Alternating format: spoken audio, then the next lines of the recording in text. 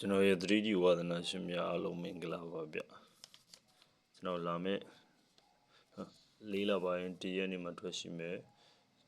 6ကြိမ်မြောက် 3D တို့ပေါ့နော်ဒီ site မှာခွာပေါင်းတော်တော်ကောင်းတယ်ပေါ့နော်ဟုတ်ပြီအဲ့ဒီခွာပေါင်းလေးကိုဒီကနေပြအောင်ပေါ့နော်10နှစ်ချပေါ့နော်2006မှာ3939လို့2006 3ကြိမ်မှာလည်း3939ထွက်ထားတယ်ရှည်တွဲပေါ့နော်ရှည်တဲ့3ညအတွဲအဲ့လိုထွက်ပြီးတာ ਨੇ သူ့ရဲ့ရှင်းနှစ်ကခါနှလုံးပေါင်းနော်ခါနှလုံးပေါင်းခွန်ကဒီမှာသူ့အောက်မှာရှင်းနှလုံးပေါင်းခွန်လို့ကြားထားတယ်သူ့ရှင်းနှစ်ခါနှလုံးပေါင်းခွန်ကရှည်ပေါင်းခွန်လို့ကြားတယ်ကြားပြီးတော့အဲ့ဒီနှလုံးပေါင်းခွန်ရှည်ပေါင်းခွန်လို့ကြားထားတဲ့ရှည်ကခွာပေါင်းခွန်ကဒီမှာခွာပေါင်းခွန်လို့ပြန်ရိုက်တယ်ခွာပေါင်းခွန်လို့ပြန်ရိုက်ပြီးတော့သူ့အထက်ပေါ့နော်ကြားပြန်ထက်ဒီ3939အပါခါနှလုံးပေါင်း2 3ညဆိုတော့နှလုံးပေါင်း2ပါဝခွန်ခါလို့ကြားနော်ခါနှလုံးပေါင်း2ပါဝခွန်ခါလို့ကြားတယ်ခွာခွန်ကဒီမှာခွာခွန်လို့တပင်ကျော်ကြပဲမှာပြန်ရိုက်တယ်ကျွန်တော်ပြန်ပြောပြမယ်ပေါ့နော်ဒီမှာ3939 3ညနှလုံးရှည်တွဲပေါ့နော်3ညနှလုံးရှည်တွဲကြောက်ပြီး2006မှာ3ညနှလုံးရှည်တွဲကြာပြီးတော့သူ့ရဲ့ရှင်းနေခါနှလုံးပေါင်းခွန်ကရှည်ပေါင်းခွန်လို့ကြားတယ်အဲ့လိုကြားတဲ့အတွက်ကြောင့်သူ့တပင်ကျော်ခွာ30ရာဒီရောက်ပဲမှာခွာခွန်ကရောက်ပဲမှာခွာခွန်လို့ပြန်ထွက်တယ်ခွာခွန်လို့ထွက်ပြီးတော့ခါကသူ့အထက်ကခါနှလုံးပေါင်း2ပါဝခွန်ဆိုပြီးတော့ခွန်ခါလို့ကြားတယ်ဒါ10ခွက် series site ပေါ့နော်ခွန်ခါဟုတ်ပြီဒါဆိုရင်2006ပြီးရင်2016ပေါ့နော်ကျွန်တော်2016မှာလည်းတစ်ချက်တော့ကြည့်လိုက်ပေါ့နော်ဒီမှာ3934ဆိုပြီးတော့ရှည်နှလုံးပေါင်းနော်ရှည်နှလုံးပေါင်း3ညဖြစ်ခြင်း3ညအတွဲအဲ့လိုကြားပြီးရင်သူ့ရဲ့ရှင်းနဲ့ခါနှလုံးပေါင်း695ကဒီမှာရှည်ပေါင်း9လို့ကြားတာဒီလိုကြားထားတဲ့အတွက်ကြောင့်သူတွေ့ရအလုံးလုံးပါပေါ့နော်ခါနှလုံးပေါင်း9ကရှည်ပေါင်း9လို့ကြားပြီးတဲ့အတွက်ကြောင့်သူ့ရှင်းနဲ့ခွာ30ကဒီမှာခွာ30လို့ပြန်ဝင်တယ်ဟိုမှာတော့ကတော့43တဲ့အတွဲလို့ဝင်တယ်ပေါ့နော်ဒါပေမဲ့ဒီမှာခွာ30ကခွာ30လို့ပဲပြီးတယ်ဒါပေမဲ့ခါငိမ့်နေပေါ့နော်သူ့အထက်မှာဒီ3ညနဲ့ခါနှလုံးပေါင်း3ပေါင်းရှစ်ကဒီမှာရှစ်ခါလို့ကြားတယ်ရှစ်ခါလို့ကြားပြီးတော့သူ့တပင်ကျော်ခွာ30ကခွာ30လို့ရိုက်တယ်ဘာကြောင့်ရိုက်တာလဲခါနှလုံးပေါင်း9ကဒီမှာရှည်ပေါင်း9လို့ကြားထားတဲ့အတွက်ကြောင့်တပင်ကျော်ကခွာပေါင်းကိုပြန်ပေးတယ်သူ့အထက်ကခါနှလုံးပေါင်းပေါကခါလို့ပြန်ကြားတယ်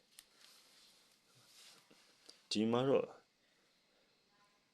ခါနှလုံးပေါင်း9ကရှည်ပေါင်း9လို့ကြားထားတဲ့ဒီ3ပင်မှာပေါ့နော်အထောင်3လုံးကထွက်မထားဘူးအထောင်3လုံးထွက်မထားပြီမဲ့348ပတ်လေရတော့ဒီမှာ438လို့လာထွက်ထားတာရှိတယ်ဒီချိန်မကြခဲ့ရင်ဒီချိန်တဲမကြခဲ့ရင်ပေါ့နော်တဲသုံးဖို့ပလက်မကြခဲ့ရင်တနှလုံးမွေးစရာတစ်ကွက်ဒီထဲကနေပြန်ထုတ်ပြီပေါ့နော်ဒီမှာ438ပတ်လေဆိုပြီးတော့ကြားထားတယ်ပြီးတော့ခုန2006ကကနန်ထဲကြားတာအဲ့တော့တစ်ချက်ပြန်ပြမယ်ပေါ့နော်ဒီမှာခုနကျွန်တော်ပြရတယ်ခါနှလုံးပေါင်းခွန်အရှိပေါင်းခွန်ပြီးသူရှင်နေခွာခွန်အဒီမှာခွာခွန်လို့ထွက်တယ်အဲ့ခွာခွန်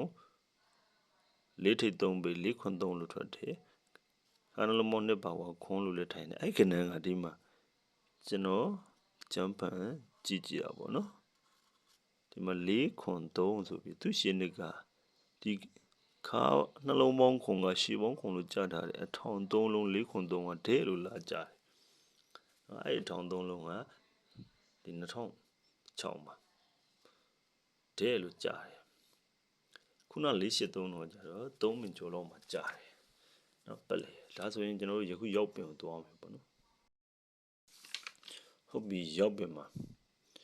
2006တုန်းကတော့ခါရှစ်ထိပ်3လုံးအထောင်ကထဲကြတယ်2016မှာတော့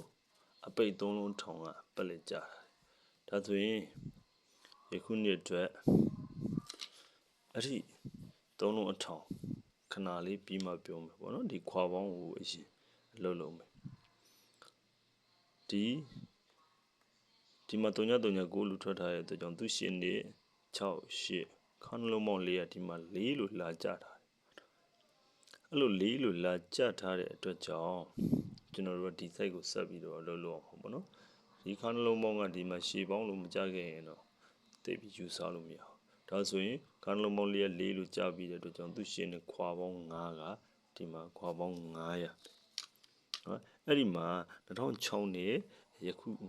26နဲ့တူနေတာ2006မှာတော့48ရှည်တွေထိုင်နော်အဲ့မှာတော့483ကျွန်တော်ယခု26တော့လေတပင်ကျော်မှာ48ကရှည်တွေအထိုင်ကြီးတယ်ပေါ့နော်ဟုတ်ပြီအဲ့ဒီညီတာနောက်ထားခွာပေါင်း9ဆိုဘာနဲ့9အောင်လဲကျွန်တော်တို့ကထိတ်ရပေးရခွာပေါင်း9အလုပ်လုပ်ရင်10ခွက်ပြီးပေါက်ပြီပေါ့ဒါပေမဲ့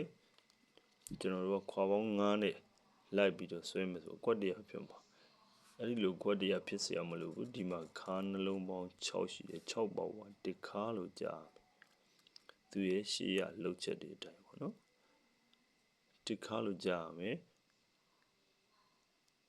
4ကနှလုံးပေါင်း4ထားတဲ့အတွက်ကြောင့်ဒီခွာ9ဟာ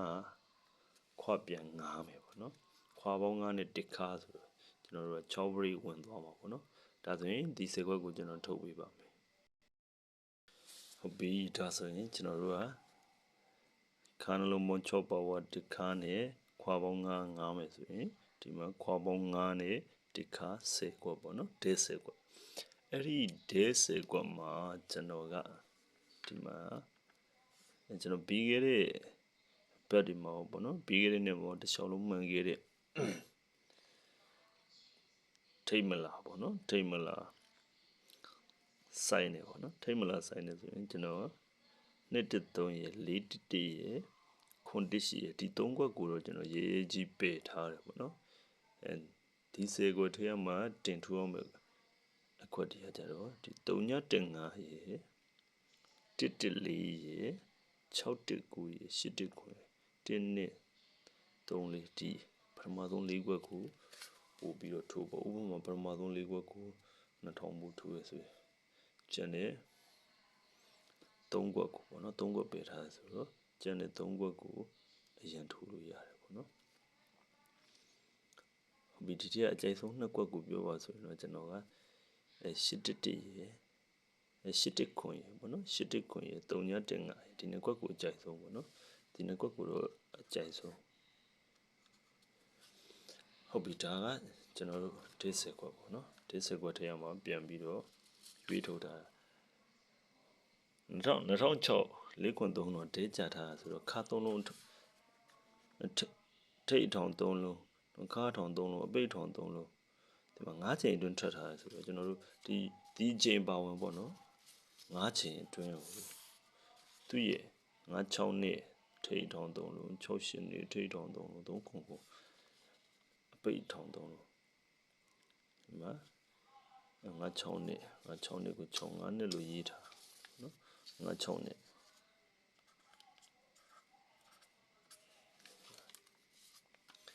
တကယ်တော့သူကတော့ဒဲလို့တော့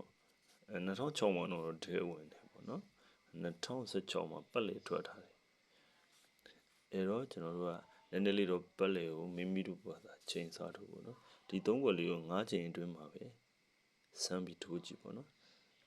ငယ်လို့ဗရိရရဲဆိုဗရိရတဲ့အပတ်နှလုံးပေါင်းခြင်းရတဲ့အပတ်မှာ